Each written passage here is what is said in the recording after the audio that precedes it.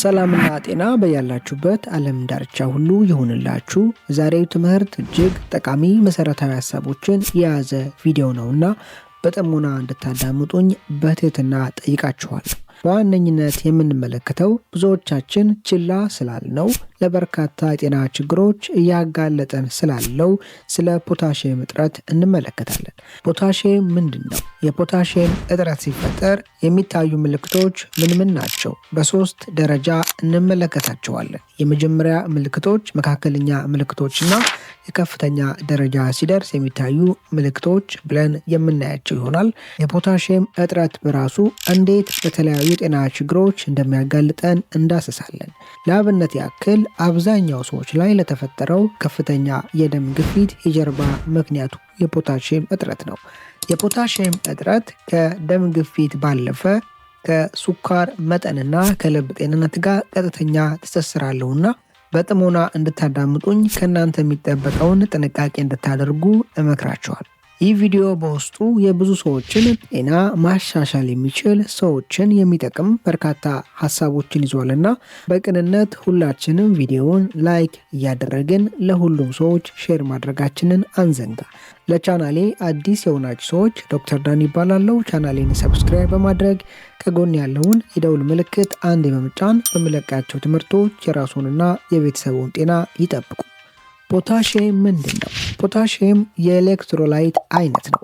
በአጠቃላይ በሰውነታችን ውስጥ በርካታ ኤሌክትሮላይቶች አሉ። ከነዚህ ኤሌክትሮላይቶች ሜን ብለን የምንጠራቸው ዋነኛ ብለን የምንጠራቸው 4 ኤሌክትሮላይቶች አሉ። ፖታሺየም፣ ሶዲየም፣ ካልሺየም እና ማግኔዥየም። ከነዚህ ከሶስቱ ፖታሺየም በሰውነታችን ውስጥ ከፍተኛ ቦታን ድርሻን ይይዛል። የሆነበት ዋነኛ ምክንያት አንድ ጎልማሳ ሰው በቀን 4700 ሚሊግራም ፖታሺየምን ሰውነቱ ማግኘት መቻል አለበት። ከሶዲየም አንጻር ስንመለከት አንድ ጎልማሳ ሰው በቀን ከ1500 እስከ 2500 ሚሊግራም ሶዲየምን ማግኘት አለበት። ከካልሺየም አንጻር ደግሞ ስናይ አንድ ጎልማሳ ሰው በቀን 1000 ሚሊግራም ካልሺየምን ማግኘት አለበት። ማግኔዥየም አንድ ጎልማሳ ሰው በቀን 420 ሚሊግራም ማግኔዥየምን ማግኘት አለበት። ሰውነታችን ከሚፈልጋቸው ከነዚህ ኤሌክትሮላይቶች መጠን አንጻር ስንመለከት ሰውነታችን በከፍተኛ መጠን ፖታሺየምን ይፈልጋል። የሆነበት ዋነኛ ምክንያት ፖታሺየም ራሱ ለሰውነታችን ከሚሰጣቸው ስራዎች በተጨማሪ እነዚህ ኤሌክትሮላይቶች በሰውነታችን ውስጥ የሚሰሩትን ስራና መጠናቸውን ለመቆጣጠር ተግባር ስለሚውል ነው። ሰውነታችን ፖታሺየምን በእንዲህ አይነት መንገድ በርካታ ስራን ለመስራት ይጠቀመዋል። እንደ አጠቃላይ ኤሌክትሮላይት ምንድን ነው? ኤሌክትሮላይት ኤሌክትሪካል ቻርጅን የያዙ ሚነራሎች ናቸው። ሰውነታችን እነዚህን ኤሌክትሮላይቶች የተለያዩ ስራዎችን ለመስራት ይጠቀማቸዋል። በዋነኝነት እነዚህን ኤሌክትሮላይቶች ከሚጠቀምበት መንገድ መካከል በሰውነታችን ውስጥ ጤናማ የሆነ የነርቭ ኢምፐልስ በሰውነታችን ውስጥ በነርቭ አማካኝነት ጤናማ የመልእክት ስርጭት ዝውውር እንዲኖር ለማድረግ እነዚህን ኤሌክትሮላይቶች ይጠቀማል። ከዛም ጋር ተያይዞ ጡንቻዎች በጤናማ መንገድ እንዲዘረጉ፣ እንዲታጠፉ፣ በሰውነታችን ውስጥ ጤናማ የሆነ የፒኤች መጠን እንዲኖር፣ በሰውነታችን ውስጥ ያለውን የፈሳሽ መጠን ለመቆጣጠርና ጤናማ የፈሳሽ ስርጭት እንዲኖር ለማድረግ እነዚህን ኤሌክትሮላይቶች ይጠቀማል። ሌላኛው ሰውነታችን በዋነኝነት እነዚህን ኤሌክትሮላይቶች የሚጠቀመው ኢነርጂን ኃይልን ለማምረት ነው። ለምሳሌ ያክል ሰውነታችን የተለያዩ ተግባራትን ለማከናወን የሚፈልገውን ኃይል የሚያገኘው እስከ 30% የሚሆነውን ኃይል የሚያገኘው ከሶዲየም ፖታሺየም ፓምፕ ነው። ይህ ሶዲየም ፖታሺየም ፓምፕ በሰውነታችን ውስጥ የሚሰራ ዋነኛው ስራው ሶዲየምንና ፖታሺየምን መለየት ነው።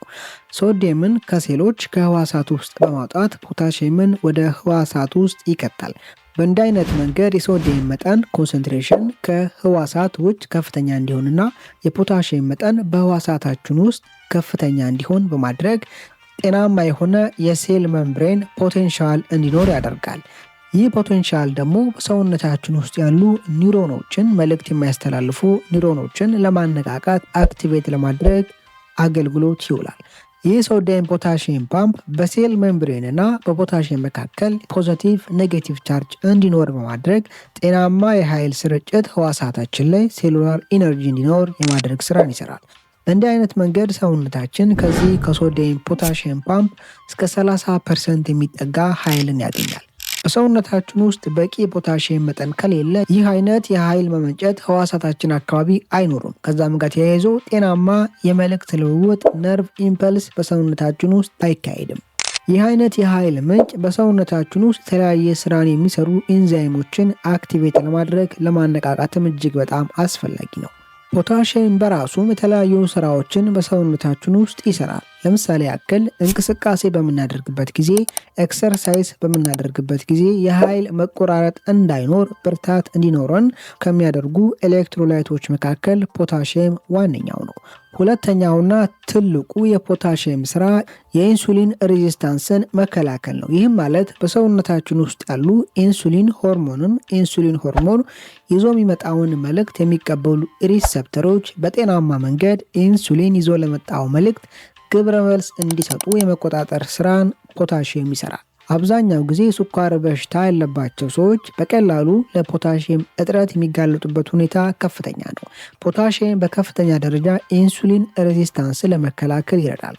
ሶስተኛው የፖታሺየም ስራ ሰውነታችን በጤናማ መንገድ ግሉኮስን ወደ ግላይኮጂን ቀይሮ ስቶር ማድረግ እንዲችል ማስቀመጥ እንዲችል ይረዳል። ፖታሺየም አራተኛውና ዋነኛው ስራው የደም ግፊትን መቆጣጠር ነው። የደም ግፊትን የሚቆጣጠርበት ሜካኒዝም ደግሞ በሚከተለው መንገድ ነው። አንደኛ፣ ደም የሚዘዋወርባቸው ቧንቧዎችን ቫስኩላር ቲሹዎችን በማስፋት ጤናማ የሆነ የደም ግፊት በደም ቧንቧዎች ውስጥ እንዲኖር ያደርጋል። ሌላኛው የሶዲየም መጠንን በመቆጣጠር ከመጠን ከፍ ያለ የሶዲየም ክምችት እንዳይኖር ማድረግ የደም ግፊትን ይቆጣጠራል። በሰውነታችን ውስጥ ከፍተኛ የሶዲየም መጠን በሚኖርበት ጊዜ ከዛ ጋር ተያይዞ ጤናማ ያልሆነ የፈሳሽ መከማቸት ይኖራል። የዚህ ፈሳሽ መከማቸት ደግሞ በሰውነታችን ውስጥ ያለውን የደም ቮሊዩም የደም መጠን ከፍ በማድረግ እነዚህ የደም መጠን ከፍ ማለት ደግሞ በደም ቧንቧዎች ውስጥ ጤናማ ያልሆነ ግፊትን በማስከተል ከፍተኛ የደም ግፊትን ያስከትላል።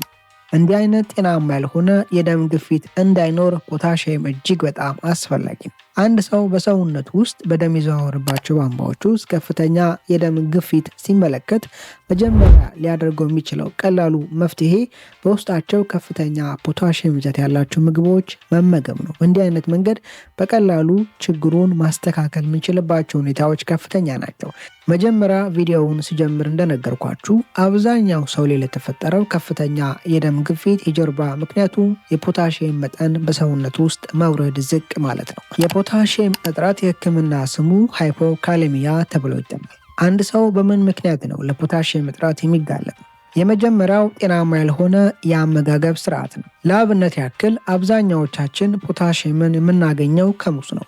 አንድ ሙዝ በውስጡ እስከ 300 ሚሊግራም ፖታሺየምን ነው የሚይዘው። አንድ ሰው ከሙዝ ብቻ ፖታሺየምን ማግኘት ከፈለገ በቀን ውስጥ ወደ 15 የሚጠጋ ሙዝን መመገብ መቻል አለበት። ይህ ደግሞ ጤናማ አይደለም። ምክንያቱም ሙዝ በውስጡ ስኳር አለው፣ ፍሩክቶስ ብለን የምንጠራው። ይህ ክምችት በሰውነታችን ውስጥ ከፍ ማለት ለጤናችን ጤናማ አይደለም። በውስጣቸው ከፍተኛና ጤናማ የፖታሺየም ይዘትን ከያዙ ምግቦች መካከል ሊፊ ግሬን ብለን የምንጠራቸው እንደ ሰላጣ፣ ቆስጣና የመሳሰሉ እነዚህ አረንጓዴ ቅጠሎች በውስጣቸው ከፍተኛ ፖታሺየምን ይዘዋል። በተለይ ደግሞ ሰላጣ በውስጡ ከፍተኛ ፖታሺየምን ከያዙ ቅጠላ ቅጠሎች መካከል አንደኛው ነው። በቪዲዮ ላይ በምትመለከቱት አይነት ካፕ ሰላጣ በውስጡ ከ500 እስከ 800 ሚሊግራም ፖታሺየምን ይይዛል። አንድ ሰው በቪዲዮ ላይ የምትመለከቱት አይነት ካፕ በዚህ አይነት ካፕ በቀን ውስጥ ከ5 እስከ 7 በእንዲህ አይነት ካፕ ሰላጣን ቢመገብ በቀን የሚያስፈልገውን የፖታሺየም መጠን በቀላሉ ማግኘት ይችላል። ሌላኛው ጤናማና ተመራጭ የፖታሺየም ሶርስ አቮካዶ ነው። አንድ አቮካዶ በውስጡ እስከ 800 ሚሊግራም ፖታሺየምን ይዟል። አቮካዶና ሰላጣን አንድ ላይ በማደባለቅ መመገብ በከፍተኛ ደረጃ በሰውነታችን ውስጥ ያለውን የፖታሺየም እጥረት ያስተካክላል። አራተኛ፣ ጭንቀት፣ ከፍተኛ የኮርቲሶል ሆርሞን መመንጨት። በእንዲህ አይነት መንገድ በተደጋጋሚ ለጭንቀት የሚጋለጡ ሰዎች በሰውነታቸው ውስጥ ያለው የፖታሺየም መጠን በተመሳሳይ መንገድ እየወረደ ነው የሚሄደው። አምስተኛ፣ ስኳር ይዘት ያላቸው ምግቦች አዘውትሮ መመገብ። ስኳር ይዘት ያላቸው ምግቦች አዘውትሮ መመገብ በከፍተኛ ደረጃ የፖታሺየም መጠንን ከሰውነታችን ውስጥ ያወርዳል። አንድ ሰው ለፖታሺየም እጥረት ሲጋለጥ የሚታዩ ምልክቶች ምንድን ናቸው? አንድ ሰው ለፖታሺየም እጥረት ሲጋለጥ የሚታዩ የመጀመሪያ ምልክቶች የሚከተሉት ናቸው። አንደኛ፣ ለመተንፈስ መቸገር፣ ሁለተኛ የልብ ምት ከፍ ማለት። እነዚህ አንድ ሰው ለፖታሽየም እጥረት ሲጋለጥ መጀመሪያ አካባቢ የሚታዩ ምልክቶች ናቸው። በመቀጠል ሁለተኛ ደረጃ ምልክቶች ደግሞ እግር አካባቢ ህመም፣ የመቆረጣጠም ስሜት፣ የድካም ስሜት፣ ጡንቻ አካባቢ የመድከምና የመቆረጣጠም ስሜት፣ ከፍተኛ የደም ግፊት፣ የልብ ምት መጨመርና ድርቀት፣ የሆድ ድርቀት። እነዚህ ሁለተኛ ደረጃ ምልክቶች ናቸው። በከፍተኛ ደረጃ አንድ ሰው ለፖታሽየም እጥረት ሲጋለጥ አጥንት አካባቢ ህመም፣ እግር አካባቢ ማበጥ፣ ኢዴማ ብለን የምንጠራው የኩላሊት ጠጠርና ለስትሮክ የመጋለጥ እድሉን በከፍተኛ ደረጃ ሊጨምር ይችላል። እነዚህ በዋነኝነት ከፖታሽየም እጥረት ጋር ተያይዞ የሚታዩ ምልክቶች ናቸው። በዛሬ ቪዲዮ ላይ ጠቃሚ ሀሳቦችን፣ ምክሮችን እንዳገኛችሁበት ተስፋ አደርጋለሁ።